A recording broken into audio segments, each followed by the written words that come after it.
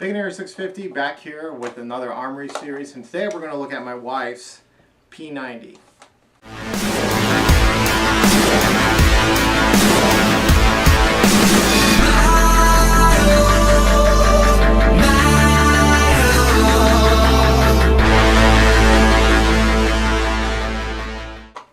Big Air 650 here, and today we're going to look at what my wife primarily uses, the P90 airsoft gun. And this one was made by, I believe, KS, so it's CART. Basically, it's a Tokyo Marui clone. It's also what the Echo 1 P90s are based off of. We got in the Stargate style built in. This one, they give you a red dot sight. The real one, it's actually kind of a unique, I don't want to say it's a scope, but it's kind of this unique iron sight housed in a glass. Then we got this light and laser on here.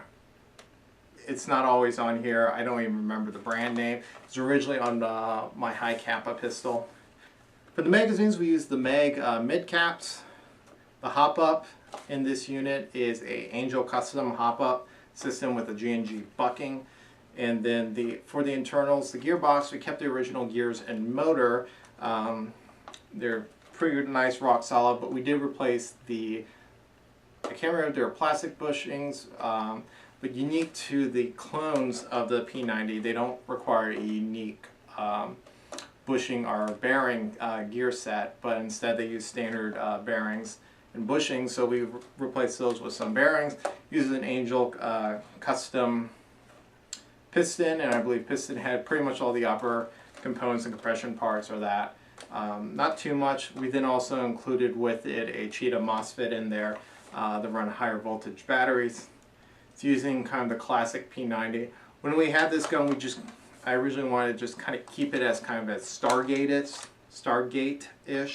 as possible. But I did include the Echo 1 battery extension here. If you have a P90 and you do this,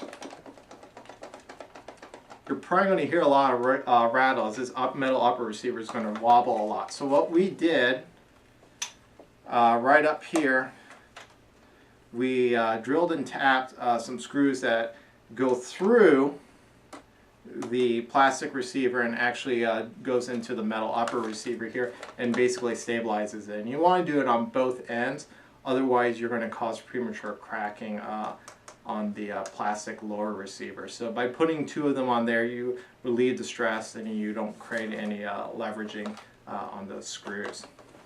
Also, one last thing is we also do, it's a little difficult to see that hole right there, we also do put a 4mm set screw in there to help with barrel stabilization. Just always be careful not to over tighten this, especially with aluminum barrels, as aluminum barrels will bend.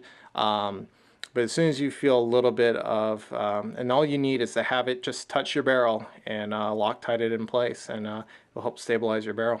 So not too much about this. I have mixed feelings about the P90. The big part is going to be the magazines. For a great, nice, small gun, I really love it, but the magazines, which are about taller than my head, they're kind of an awkward place to try to put. They're not really quick on reloading, and they're just kind of awkward to put since they kind of run my entire torso length.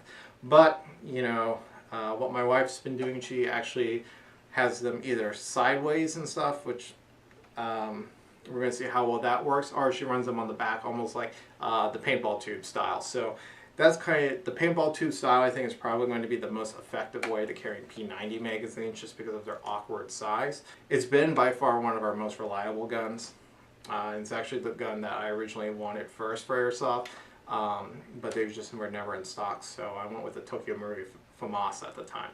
So that's our, I wouldn't say my team's, but now my wife's P90 within the Krazy Kat Airsoft Armory. So Big Air 650 here. If you have any questions about our P90 here and some of the modifications that we've done with it, namely the tapping of the screws here, feel free to post in the comments below so that way we can answer it either with a video or just if we can quickly answer in the comments below. So Big Air 650 here. Have a good day.